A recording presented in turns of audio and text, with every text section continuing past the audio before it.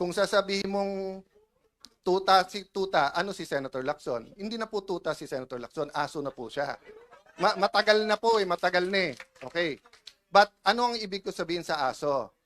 Anong klase? Iba-iba kasing klase ng aso. Yung kayo po, pagka may utos sa inyo, kayo ay nag-asikaso. Meaning you take care of it. Meron din pong aso-kaso. Ano yung aso-kaso? Tatahol yung aso, kakasuhan.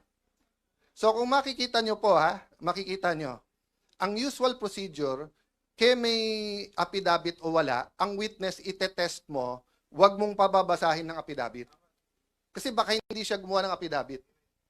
Si Senator Lacson, binaliktad niya. Hindi, basahin mo na lang yung affidavit. Hindi, sandali, payagan mo muna ang DOJ, kunin yung witness, gagawin yung affidavit. Pagbalik, basahin mo yung affidavit. Hindi po yun ang sistema. Nasaan yung mga abogado na kahit kakampi nyo sa Pinklawan, yung mga dean ng law school, nakita nyo rin yan eh. Noon time na yun, hindi pa panahon magsalita.